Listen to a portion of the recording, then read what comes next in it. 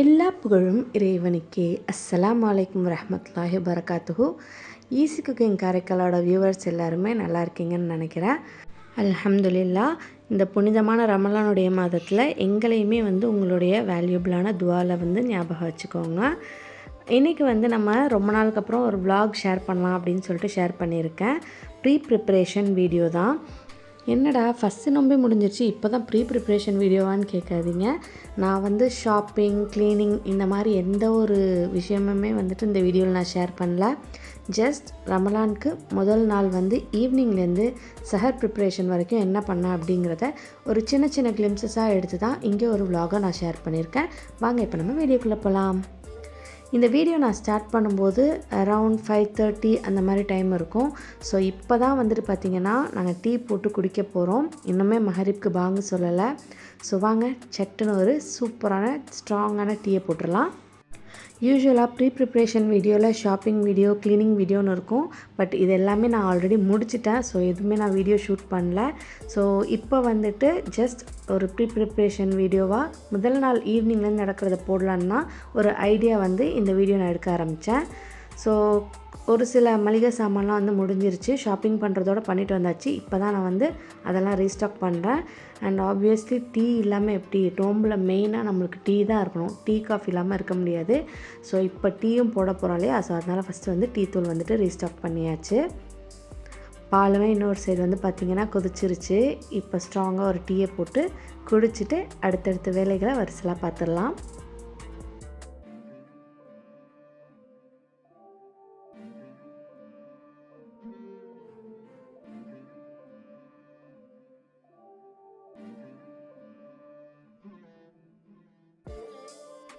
இஞ்சி இல்லாமல் எங்கள் வீட்டில் டீயே கிடையாது.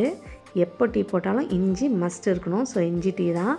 இப்போ எனக்கும் பசங்களுக்கு மட்டும்தான் போடுறேன். அதனால் ரொம்ப ஸ்ட்ராங்காக போடாமல் மீடியமாக போட்டுக்கிட்டேன். இந்த ஃபில்டரை எவ்வளவு யூஸ் பண்ண முடியுமோ நான் யூஸ் பண்ணிட்டேன். ஸோ இப்போ புதுசு மாற்றிடலாம். புதுசு ஆல்ரெடி ரெடியாக எடுத்து வச்சுட்டேன். சரி வாங்க இப்போது டீயை ஃபில்டர் பண்ணிடுவோம்.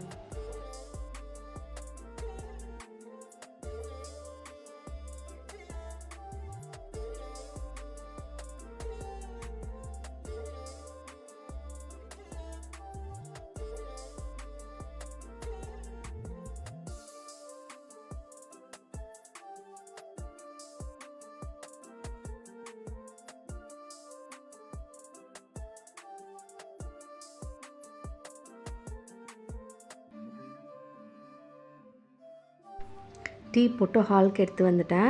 நானும் பசங்களும் தான் இப்போ குடிக்க போகிறோம். எனக்கும் எம்மின் கேக்குனாக்கும் ஊற்றியாச்சு. அண்ட் தொட்டுக்கிறதுக்கு பார்த்திங்கன்னா சூப்பராக சாஃப்டாக ஒரு பன்னு தான் இன்றைக்கி எடுத்துக்க போகிறோம்.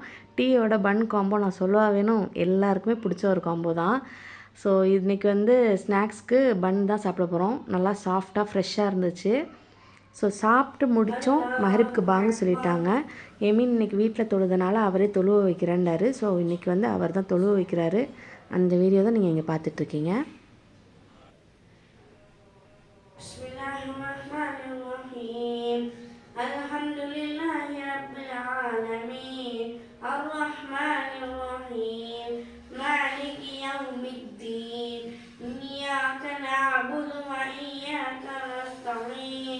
اهدنا الصراط المستقيم صراط الذين أنعمت عليهم غير المغضوب عليهم ولا الضالين آمين. بسم الله الرحمن الرحيم والتين والزيتون وطور سينين وهذا البلد الأمين لقد خلقنا. தொழுது முடித்தோடனே அடுத்தடுத்த வேலைகள் பார்க்க ஆரம்பிச்சிட்டேன். ஏன்னா சஹருக்குமே நான் நைட்டே எப்போதுமே குக் பண்ணிடுவேன். அதனால் சீக்கிரம் ஆரம்பிச்சிடலான்னு சொல்லிவிட்டு இப்போ தான் வாங்கிட்டு வந்த சப்ஜா சீட், பாதாம் பிசின் எல்லாத்தையுமே ஊற வைக்கிறேன்.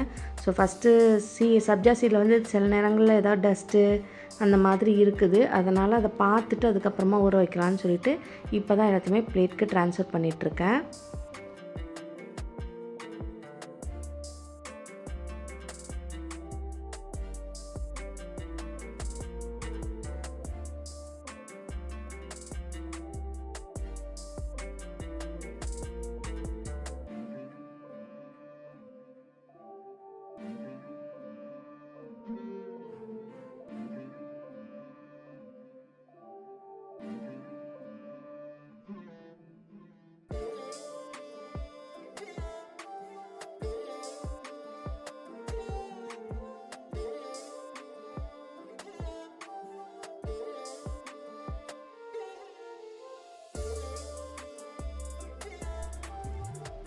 இப்போ சப்ஜா சீடு ஊற வச்சுட்டேன். இப்போ அடுத்ததாக வந்து பிசினை வந்து ஊற வச்சிடலாம்.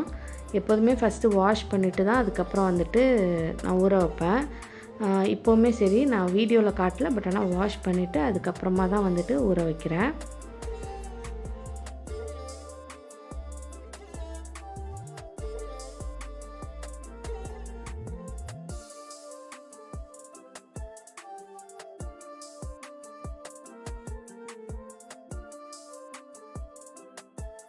பிசினையுமே ஊற வச்சாச்சு. அடுத்ததாக வந்து நைட்டுக்கு சஹருக்கு வந்து சிக்கன் தான் எடுத்துருந்தோம்.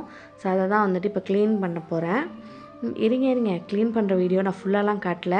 அதனால் வந்துட்டு ரொம்ப ஷார்ட்டான வீடியோ, எவ்வளோ ஷார்ட்டாக எடுக்க முடியுமோ சின்ன சின்ன கிளிம்ஸஸாக தான் ஷேர் பண்ணியிருக்கேன். ஸோ ஸ்கிப் பண்ணாமல் கடைசி வரைக்கும் பாருங்கள். பிடிச்சிருந்தா இந்த வீடியோவுக்கு கண்டிப்பாக ஒரு லைக்கும் கொடுத்துருங்க. அப்போ தான் எனக்குமே வந்துட்டு அடுத்தடுத்து வீடியோ போடுறதுக்கு ரொம்ப மோட்டிவேஷனாக இருக்கும். எப்போதுமே நோம்புன்னு பார்த்தீங்கன்னா ஃபஸ்ட்டு நோம்பு அன்னைக்கு சிக்கன் தான் எங்கள் வீட்டில். ஏன்னா வந்து ஃபஸ்ட்டு டே சஹருக்கு வந்து சாப்பாடு இறங்குறதே பெரிய விஷயம். ஸோ வேறு ஏதாவது கறினா சுத்தமாக இறங்காது. அதனால் ஃபஸ்ட்டு டே எப்போதுமே சிக்கன் தான் செய்வோம்.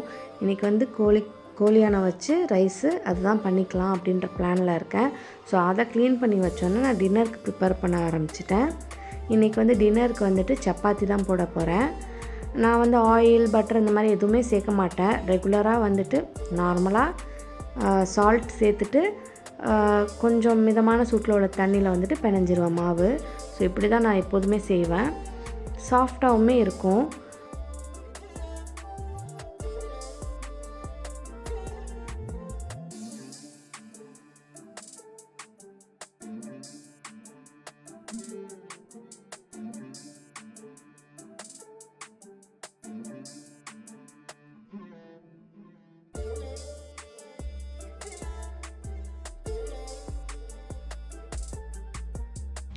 மாவு பிணைஞ்சி வச்சதுக்கப்புறம் பார்த்திங்கன்னா துணிலாம் கொஞ்சம் துவைக்க வேண்டியது இருந்துச்சு.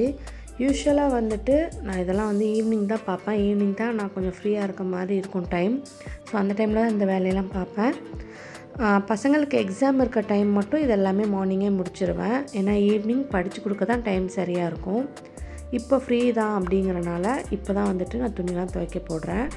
இதெல்லாம் முடிச்சுட்டு கொஞ்சம் ஹவுஸ் ஹோல்டு ஒர்க்லாம் இருந்துச்சு. அதெல்லாமே பார்த்துட்டு தான் திரும்ப நான் வந்து கிச்சன் ஒர்க் ஸ்டார்ட் பண்ணேன்.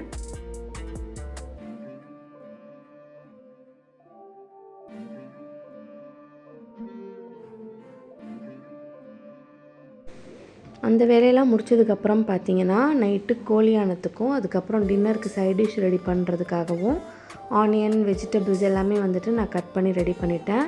அது முடித்த கையோடையே சப்பாத்தியும் போட ஆரம்பிச்சிட்டேன். ஏன்னா டைம் வந்துட்டு 8:30 தாண்டிருச்சு ஆல்மோஸ்ட். ஸோ வந்து பசங்களுக்கு முன்னாடியே கொடுத்துடணும் அப்படிங்கிறனால சப்பாத்தி போட ஆரம்பிச்சிட்டேன்.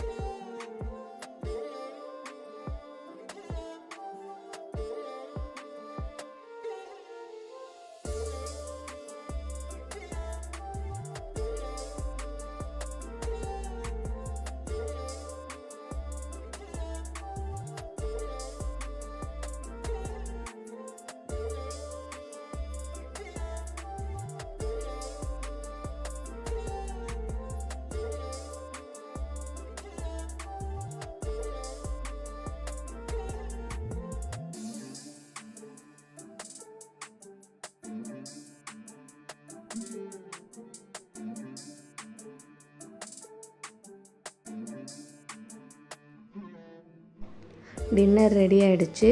சூடாக சப்பாத்தி, அதுக்கப்புறம் மத்தியானம் வந்துட்டு நான் பீஃப் கிரேவி பண்ணியிருந்தேன். ஸோ அது கொஞ்சம் இருந்துச்சு, அதை வச்சுட்டு மீதத்துக்கு வந்துட்டு இது ரைத்தா பண்ணியிருந்தேன். ரைத்தா சப்பாத்திக்கு நல்லாயிருக்கும், நாங்கள் சாப்பிடுவோம்.